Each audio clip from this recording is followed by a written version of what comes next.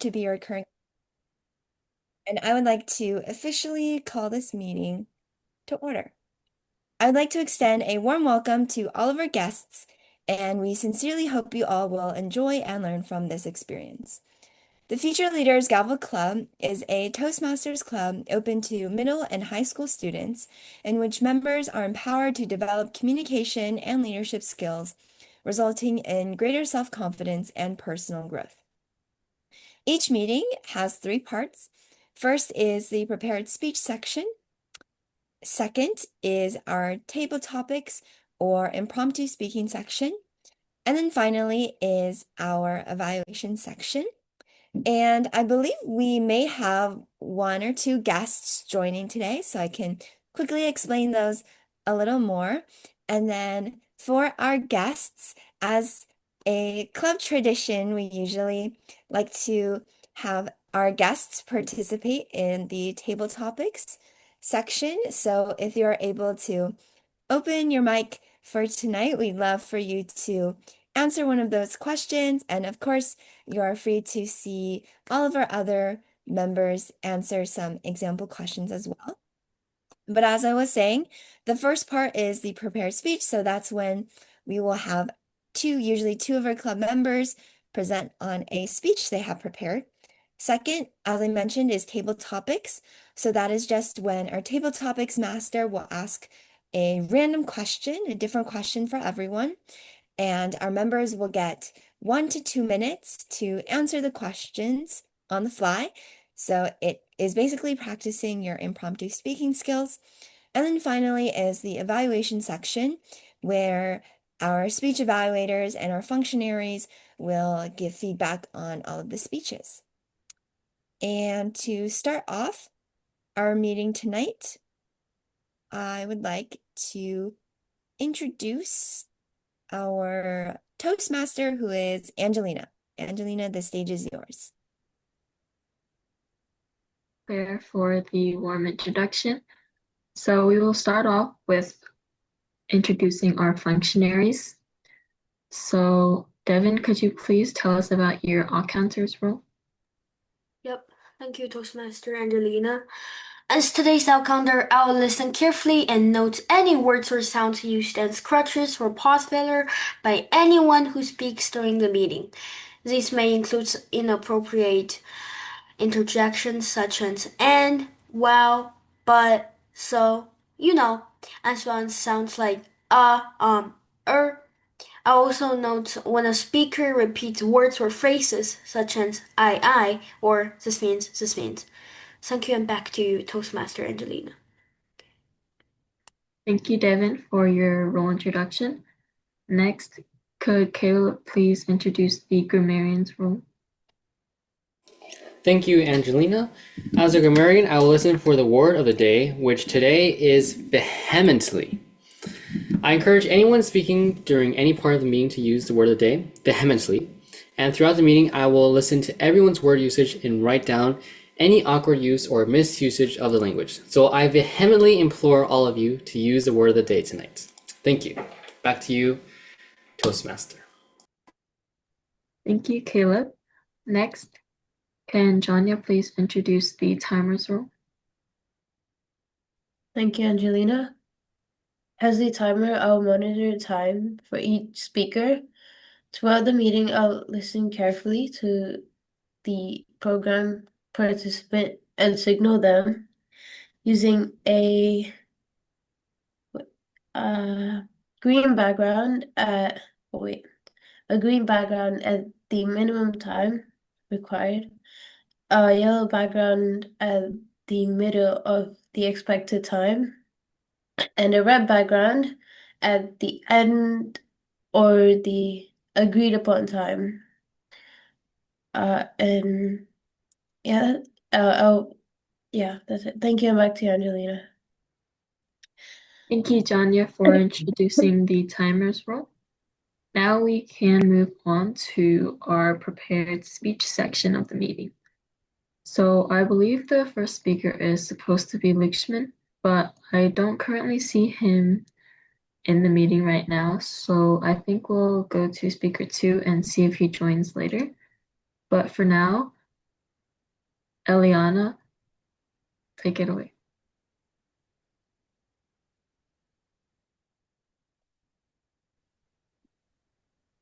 This movie has become a global phenomenon since its release 5 months ago. It gained 33 million views in just 2 weeks and even reached number 2 globally. Its soundtrack is the first to have 4 songs simultaneously in the top 10 of the Billboard Top 100. Can you guess which movie this is? Yes, my favorite movie is none other than Netflix's own K-pop Demon Hunters. How many of you have watched it here? Even if you haven't watched it, chances are you've probably at least heard of it. By the end of the speech, if you've watched it, I hope you are able to appreciate it in a new light and be able to look deeper into what it is trying to teach us. And if you haven't watched it, I hope you will be interested enough to do so. So, what is this movie about, anyways? This story features a K-pop girl group called Huntrix, whose members are Rumi, Mira, and Zoe. Rumi is the main singer of the group, Mira is the dancer, and Zoe is the rapper. However, singing and dancing is not the only thing this girl group does. Aside from being pop stars, they double as secret demon hunters, protecting the world from demons. Also, when they sing, it strengthens the barrier separating the world from the demon world. But then, a new rival boy band, the Soulja Boys, arrives. It turns out they're not just trying to steal the Huntrix fans. They're trying to unleash all the demons into the world. Now, the plot might seem a little crazy or too cheesy for you, and maybe it is, but that's what makes it fun. The characters are really well written, with realistic dialogue and friendship dynamics. The story is meaningful and emotional, yet also includes a lot of funny things people like these days, including fandoms, scrolling, ship names, etc. Another unique thing is that the songs are not just there to add background music. The songs actually play a huge part in moving this story along, which is really cool. Speaking of the songs, the music is one of the biggest reasons I like this movie. With catchy, upbeat songs, I sometimes just can't help but sing along. And the songs are definitely the reason why other people like this movie too. As I said earlier, the tracks are all over the top charts, and people are even trying to learn the dances. On Spotify, some of the songs by the bands in the movie beat the records of BTS and Blackpink, two huge K-pop groups. Another thing I like about K-pop Demon Hunters is the animation. Animation is usually not something people notice that much in movies, but I do. There are just so many great shots and sequences, especially in all the action. The action scenes are done amazingly, and it really gives off a dramatic feel and fast movement. The dance animation is great too. But another thing that makes this movie unique is that sometimes the animation turns anime style, or things happen that usually just happen in manga. That gives a really nice touch and a nod to Korean culture. But while the story and music are all great, that's not just all I like about this movie. What I really appreciate about K-pop Demon Hunters is the lessons that it teaches us. One is about idolatry and temptation. This movie shows us how easy it is to idolize something or someone to the point of obsession. The fans of the Soulja Boys are so devoted to their idols that they follow every new thing without question. This movie shows us the danger of blindly following all these trends and fandoms. We can be tempted away by new flashy things that look good at first, but ultimately pull us away from the truth. The second theme is love over hate. When Huntrix finds out about the Soulja Boys' plan, they immediately try to expose them. They write a hateful song about beating them up and destroying them, but their anger almost drives their group apart. There's a moment where one of the characters says, "If hate could defeat Guima, who's the Demon King, I would have done it a long time ago. Trust me." It tells us if we fight hate with more hate, we will never win. In the end, the characters focus on their love for each other and their friendship to defeat the antagonists. That shows us that love is more powerful than hate. Lastly, there is a theme of shame and owning up. Many characters in the movie wrestle with shame, shame of failure, shame of dark secrets, and shame of letting others down. The movie shows us how, instead of hiding our shame and letting it grow heavier, we can instead face it with trust and honesty. In the song Free, the characters sing, "We can't fix it if we never face it. Let the past be the past till it's weightless." It shows us how to let go of the past and stop regretting things, and then we can finally be free. One of the main characters, Jinu, learns that as he lets go of a big mistake. Additionally, the main character, Rumi, learns that as she tries to hide her mistakes until they become dark secrets. Eventually, though, she is found out, but instead of hiding it or telling even more lies, she confesses, allowing forgiveness and trust to be rebuilt. So, next time you watch this movie, whether for the first time, fifth time, or 20th time, don't just watch it and say, well, that was a nice movie, and move on. Instead, think, what can I learn from this? And this goes for almost any other movie or book as well. Because sometimes, even through the most unlikely places, yes, a movie about demon hunting K-pop stars, we can learn something.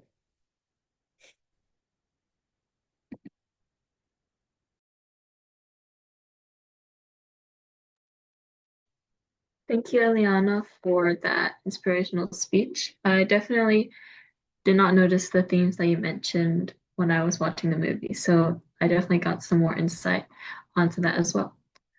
So I still don't see our first speaker in the meeting yet, so we'll just move on to the table topic section for now, which I believe is supposed to be led by Serena, but she is not here either. So, Claire, did you have another activity planned? Yeah, thank you, Angelina.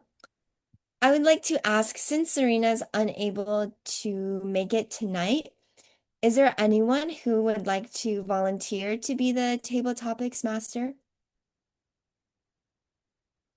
If you want to volunteer, we can give you a minute or so. You can go online, maybe search up some questions or ChatGPT some questions, and then we'll give you a minute or so, and then you can begin.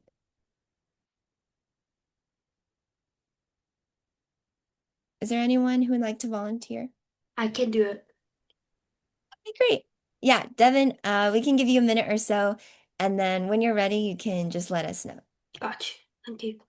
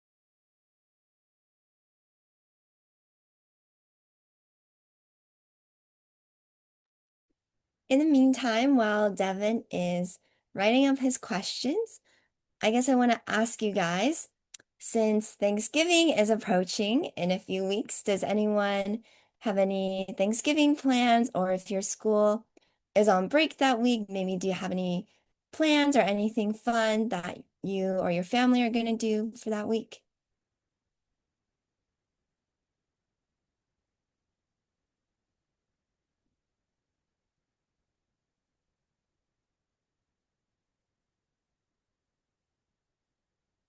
I think I saw Janya shaking her head. Is there anyone who wants to share any plans or anything?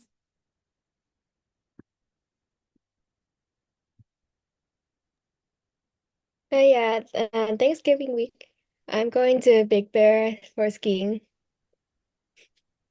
fun. Yeah, skiing sounds really fun. Um, I've actually never gone skiing, so that's an experience I definitely want to try. But yeah, definitely update us on your trip and let us know about all the fun things you did. You can even do a speech about it. Caleb? Just a quick question. Are we going to be meeting on the Wednesday right before Thanksgiving? Oh, that's a great question. What does everyone think? Do y'all want to have a break that day? Are you guys out traveling or anything like that?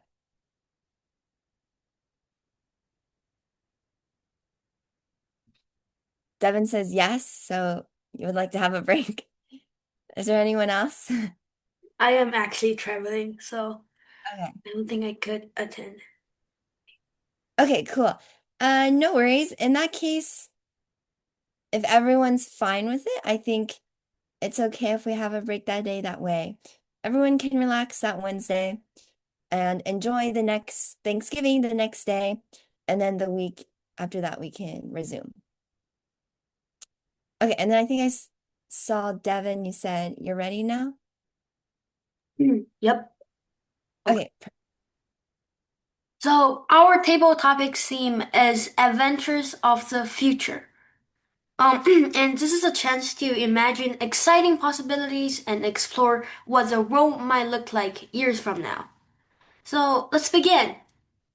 For our first question, which is for Claire, if you could travel to space and visit one planet, which would you choose and why?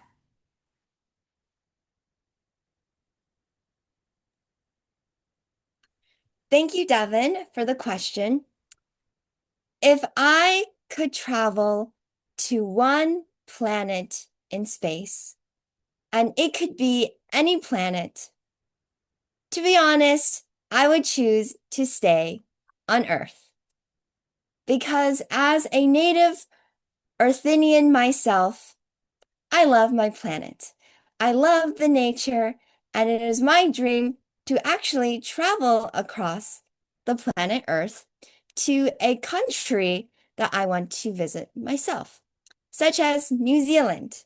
Because as I believe that I've mentioned in my previous speech or so, I would like to travel to New Zealand because ever since a young age, my best friend has always been pestering me about how she can own sheep and live on a beautiful farm and see the amazing scenery, all while having sheep in her own backyard. And that is an amazing dream that I'm contemplating myself, that maybe when I'm 70 years old, I and her will go together and live on our own farm out in New Zealand with our hundreds of pet sheep and our huge, huge backyard.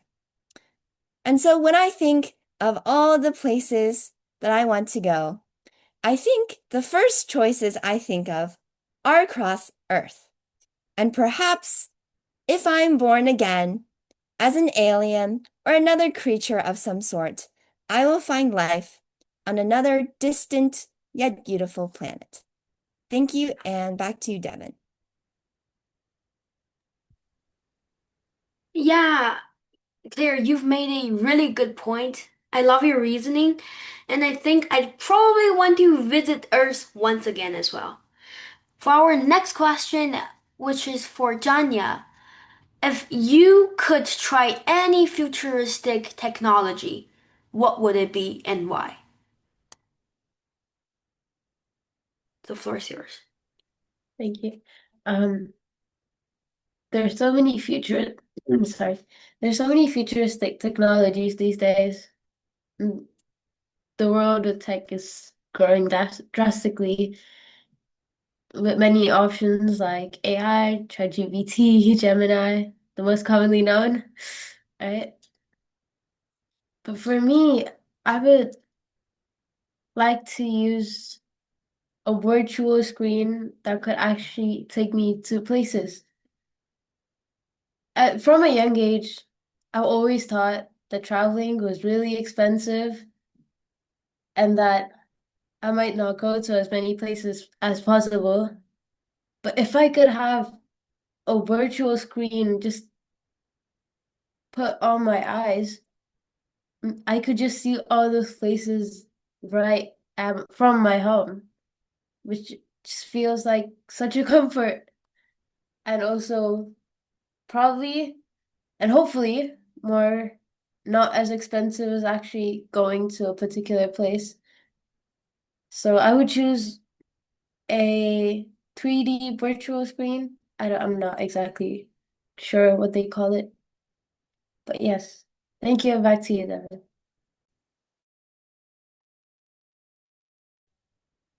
Awesome answer, Janya. I really liked how exciting your idea was, and I think using that tech would be amazing as well. So, for our third question, which is for Caleb, if you could time travel to the future, what year would you choose and why?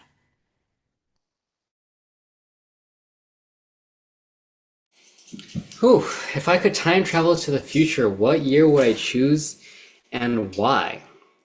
Well, this really depends on your worldview.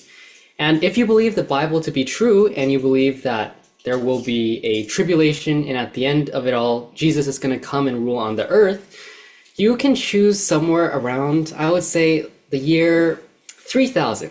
And if Jesus is ruling on the earth, then that means that the Bible was true. But then if I want to go even further, I can choose a later date.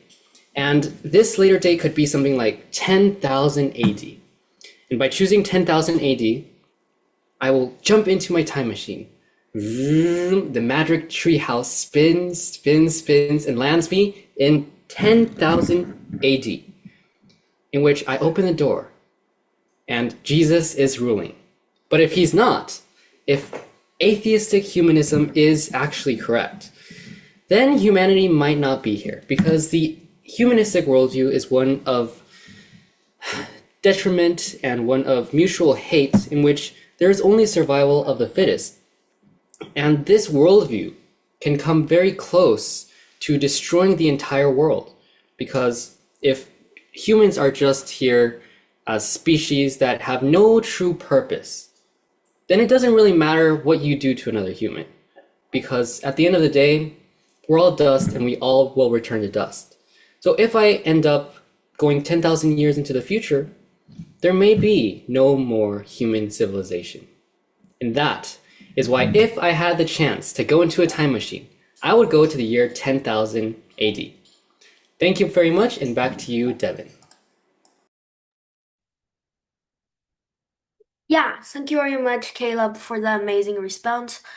I can really see why you choose that year, and I love your explanation. For our fourth question, which is for Angelina, if you could explore the deep ocean with advanced equipment, what would you hope to discover?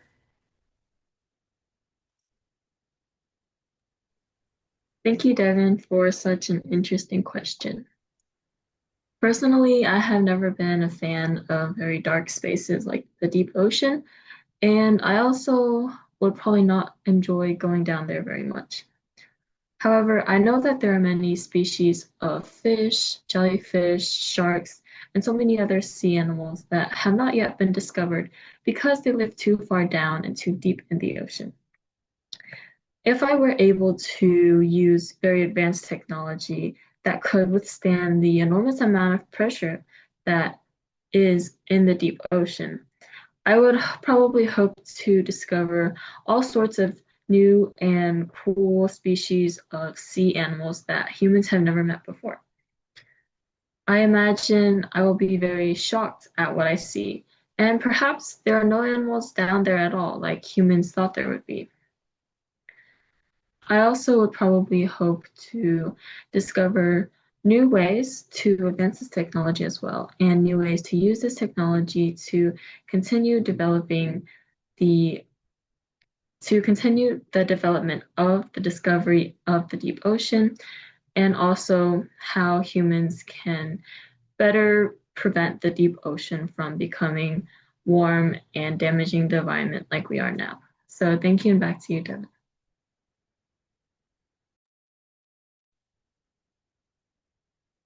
Thank you, Angelina, for that great response. And your idea for the ocean sounds pretty fun. For our fifth question, which is for Anthony, if you could design a future city, what feature would make it unique?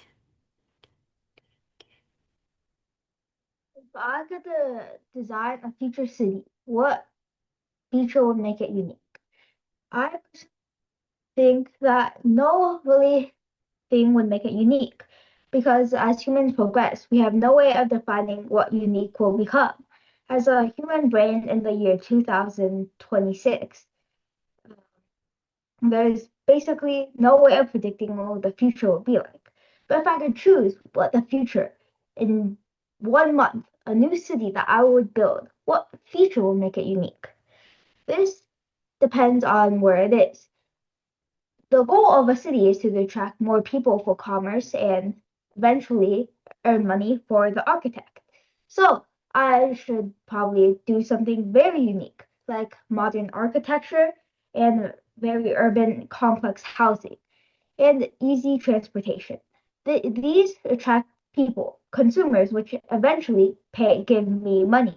As a person, that would be the best for me. So I should work hard.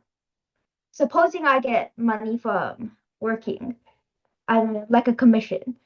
Uh, yeah.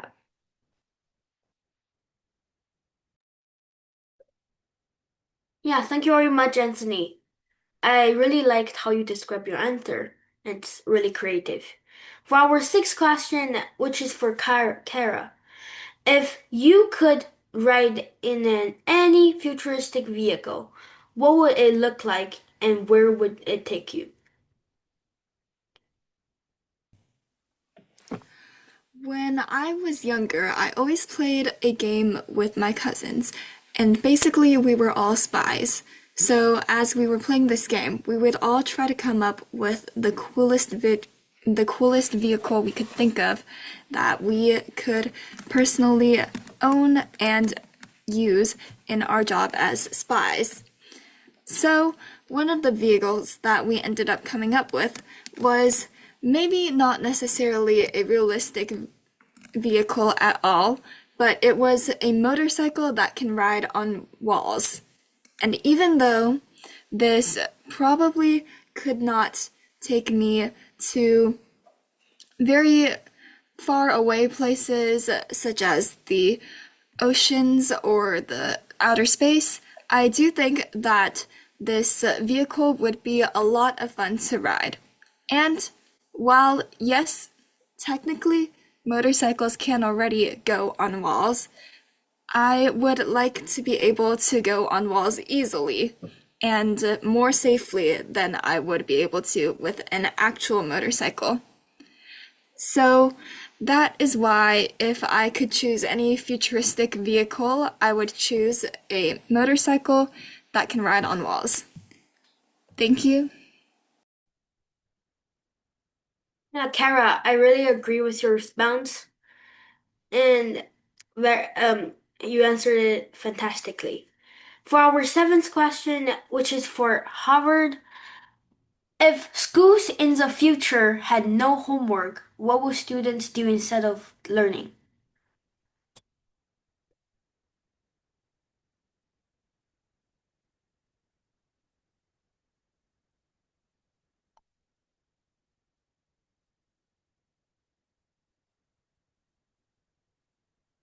Howard, Howard, are you currently available? Yes, sorry. Could you repeat the question again? My Yeah, internet's not. no worries. If schools in the future had no homework, what would students do instead of learning? Sorry. So, what would students do if there was no homework after school? I believe since everyone has a unique experience in life, people will do unique different things. There will be the people that understand homework is a crucial part of school and study at home without being prompted to. But there will, of course, be those slackers that start playing video games, start going out with their friends, stop learning away from school altogether. And of course, those are going to bring their own consequences, such as not getting good grades, not being able to pay attention in class. And all in all, I do think homework is an extremely crucial part of the learning experience because it teaches you not only outside of school, but it keeps your memory fresh, up to date, and it also teaches you how to manage stress and how to manage a schedule, which are two things I believe are extremely crucial later in life. Thank you.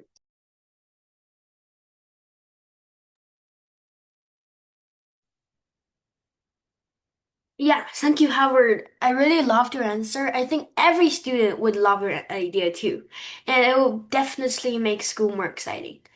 And for our next question of the day, which is for Andrew, if you could spend one day as a robot in the future, what would you do? Andrew, the floor is yours. Spend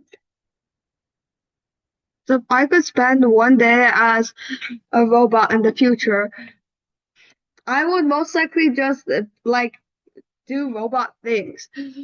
And but first, if I could like decide what I wanted to do, because robots really can't decide. Like they're like programmed to do stuff. So if I could decide what I would do, I'll probably use my robot memory to memorize all of the books, all of the knowledge, all the technology, so that way when I bring it back to the modern world, I would give out advanced science a lot. And then I would choose to go around and try to find, like, did the people find, like, what are some, like, good things to do? And then also I want to see what the world is like in the future. And after all of that, I would probably try to have some fun, maybe like go to an arcade, blah blah blah. They probably have like very advanced games in the future, since it's the future after all. They have probably like a couple hundred years to invent new stuff, and since I wouldn't need sleep, I would I would just play for the entire day and try to. And also, the final thing, I'll go to the New York Stock Exchange, memorize all of the patterns of the stocks. So that way, when I bring it back, I can predict which stock is going to go up, which stock's going to go down, and I can earn a lot of money. So then I memorize all the technology, earn a lot of money, and have a lot of fun when I go to the future. Well done, Andrew, and I definitely agree with what you shared. And for our final question of the day, which is for Henry, if you could spend one day as a robot in the future, what would you do? It's the same question because I ran out of questions. Sorry. Okay, this is gonna be tough. If I could be a robot for one day in the future, what would I do? Hmm. Well,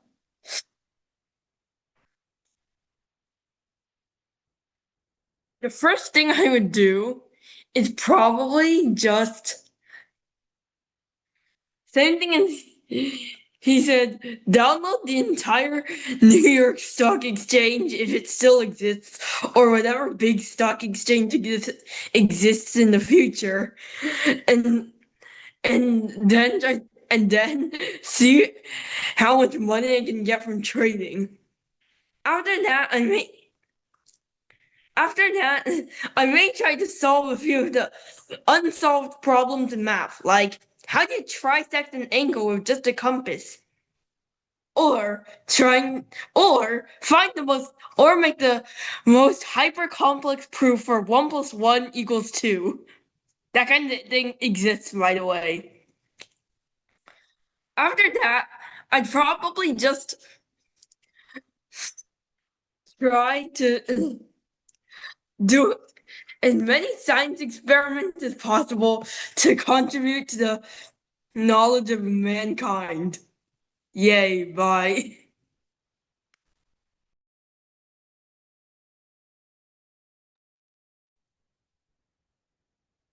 Thank you, Henry. Even though that was a hard question, you still made an awesome response. And that being said, those are all the table topics questions we've got today. Even though there's one repeated. But yeah. Thank you all for participating. And now back to you, Toastmaster Angelina. Thank you, Devin, for your very sudden but interesting table topic session. Next, I will pass control over to the general evaluator, which is Kara. Thank you so much, Toastmaster Angelina. So let's get started right away with our speech evaluator number 2, Aruchalvi. So, Eliana, overall, your speech was really well written. The explanation of how the movie K-pop Demon Hunters taught us that love and friendship are important in defeating evil was extremely interesting. You were confident with awesome expressions and pauses. I like that you stood up for your speech. This is something a lot of people don't do, including me. Something you can work on for next time is using more hand expressions to convey your points more effectively. My challenge for you would be to incorporate 5 distinct gestures to underline key arguments in your next speech.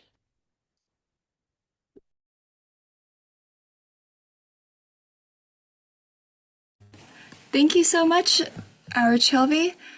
And now we will be moving on to the all counters report for the entire meeting, and that will be given by Devin. Ooh, a lot of talking for me today. So, thank you, General Evaluator Kara. So, starting off for our Toastmaster today, Angelina, I didn't notice any awkward interjections or repeated words. So, amazing job. For Speaker 1, Luke Schumann, I believe, who's not really here today. For Speaker 2, Eliana, I didn't catch anything. For Table Topics Master, who's myself, I didn't really pay much attention to myself. And similarly, since I was the Table Topic Master, I didn't pay as much attention to my outcounter role. So the data I collected might be a bit inaccurate. For Table Topic Speaker 1, Claire, I didn't catch anything. For table topic speaker 2 Janya, I noticed a few pauses and one or two but overall, good job. For table topic speaker 3 Caleb, I didn't catch anything. For table topic speaker 4 Angelina, I didn't catch anything as well. For table topic speaker 5 Anthony, I noticed one or two pauses and two repeated N, but overall, great job. For table topics speaker 6 Kara, I didn't catch anything. For table topics speaker 7, Harvard, I noticed two repeated and one but overall, great job. For table topic speaker 8, Andrew, I noticed two a few and one repeated like.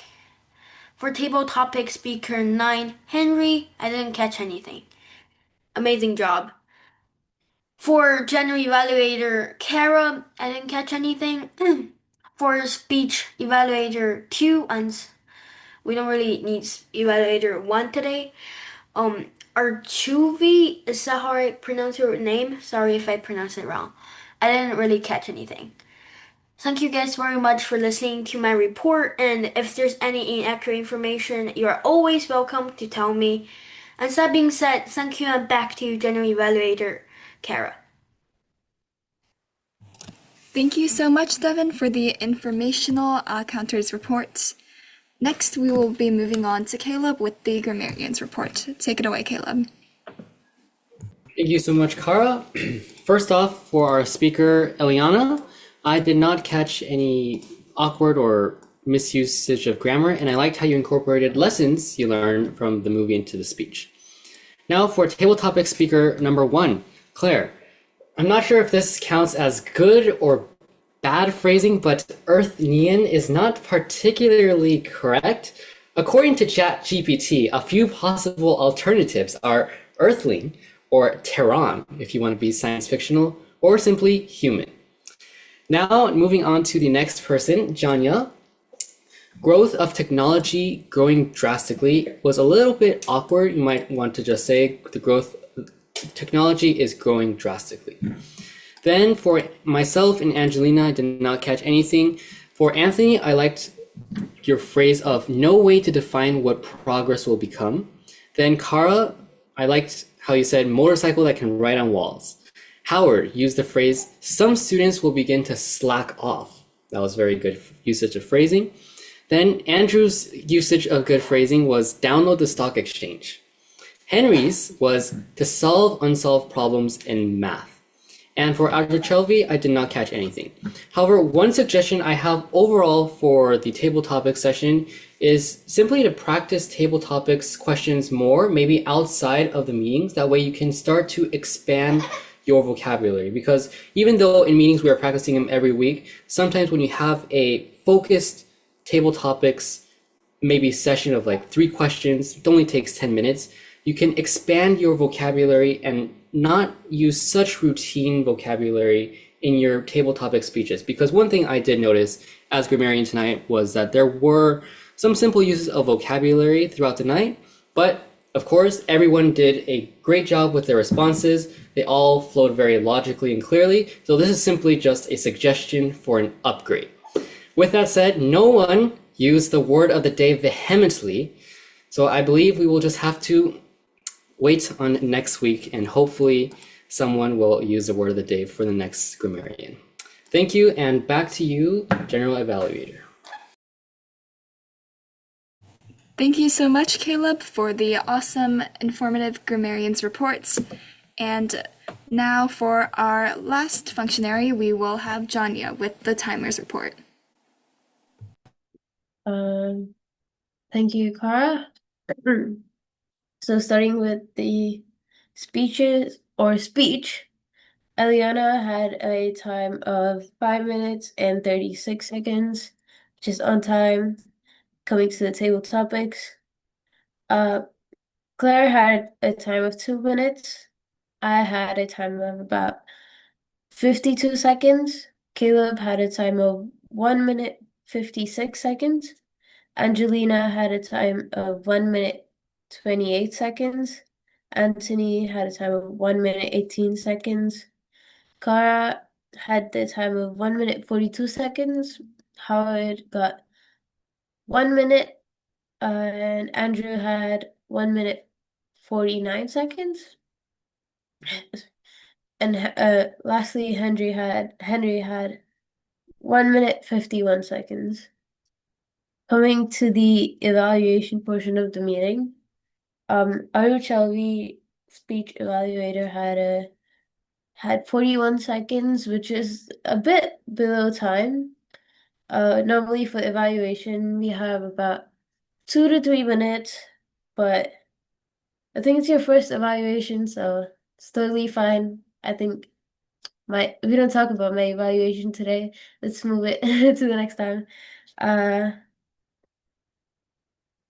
And oh yeah, and Caleb had as the Devin had about I missed those Caleb and Devin at the ending. I was so sorry about that. But yes, thank you, and back to you, Cara. Thank you, Janya, for the timers reports. And now I will be just giving some commentary about the meeting today.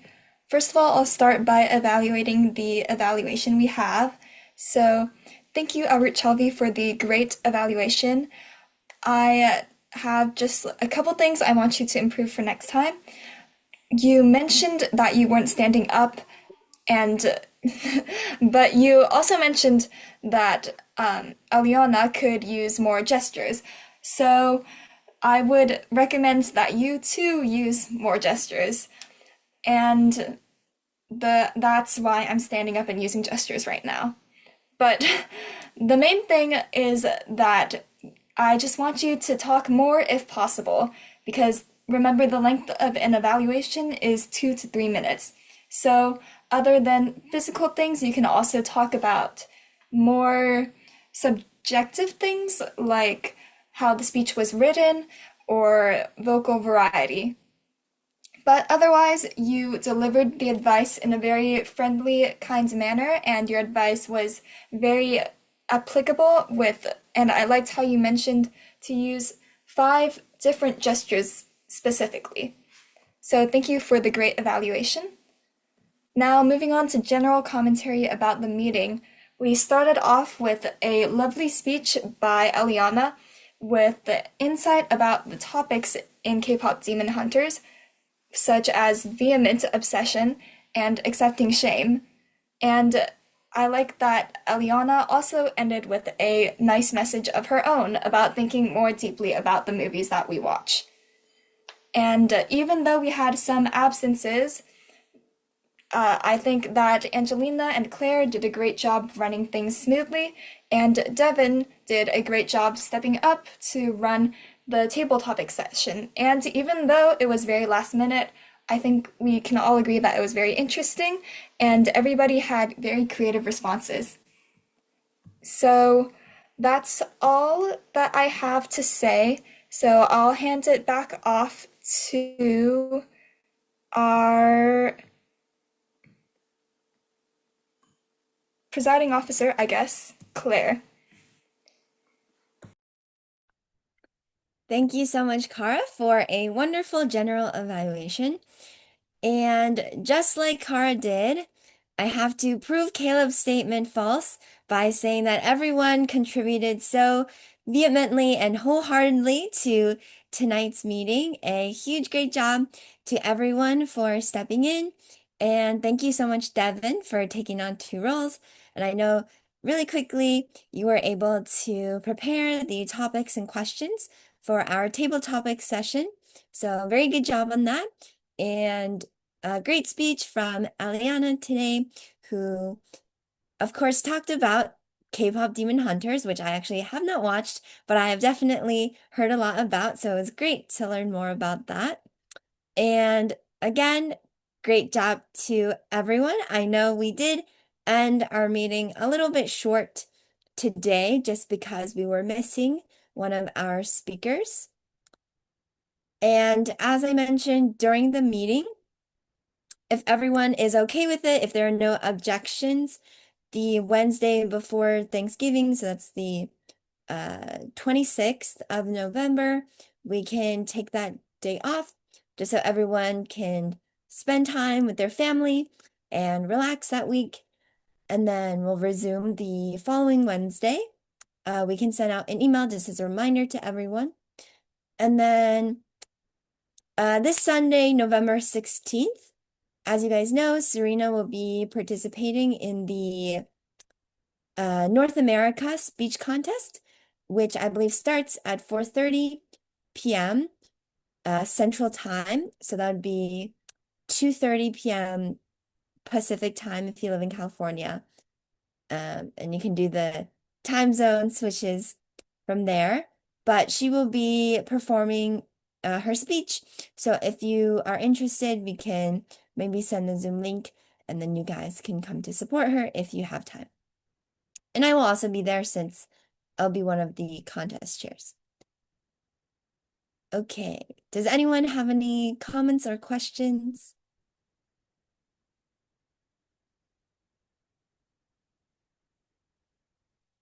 Okay, with that being said, thank you everyone for contributing so wonderfully to tonight's meeting. And then here right now, I believe it is 6:51 p.m. Pacific time. I will adjourn tonight's meeting and we will see each other next Wednesday.